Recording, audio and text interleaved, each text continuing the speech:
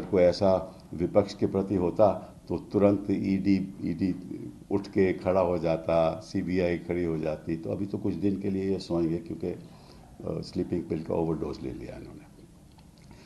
बात असली क्या है कि आपको याद होगा, मुझे तो याद नहीं क्योंकि आप तो खबर रखते हो, कि किसी ने कहा था कि ना खाऊंगा ना खाने दूंगा। मुझे याद नहीं किसने कहा था, लेकिन किसी ने कहा था। तो अब उसका क्या हुआ?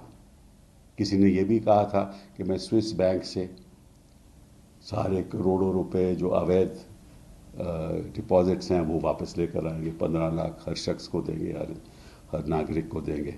इन्होंने तो यहाँ से ही ले लिए,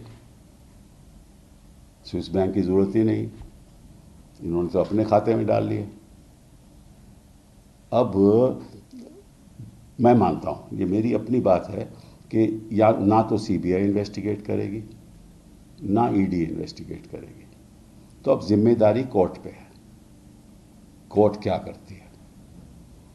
कोर्ट को एक जैसे 2G में एक SIT बनानी चाहिए और ख़ुद नियुक्ति करनी चाहिए लोगों की उस SIT में।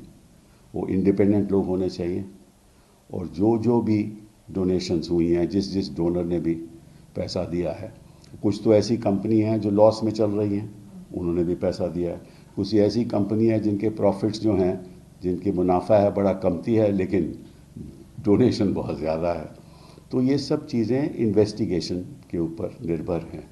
मैं इसके बारे में आज कुछ ऐसी बात कहूँ जो सत्य नहीं हो तो वो गलत बात होगी।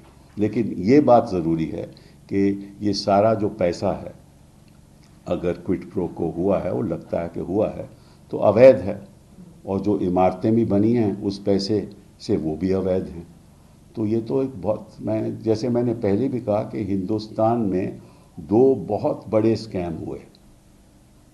एक तो नोटबंदी का, जहां करोड़ों रुपए जो कैश में थे लोगों के, किसी ने कोई कंप्लेंट नहीं की, कोई इतराज़ नहीं किया, सभी ने अपना पैसा बदल दिया, उसकी आज तक इन्वेस्टिगेशन नहीं हुई। वो बहुत बड़ा स्कैम था। अब दूसरा, उससे भी बड़ा स्कैम ये है, क्योंकि इस स्कैम के द्वारा तो इन्होंने अपनी पूंजी में जितना उनको चाहिए था डाल लिया, और दुनिया में सबसे समझ लीजिए कि सबसे बड़ी पूंजीपति पार्टी उभर के भाजपा आई है। जी भारत।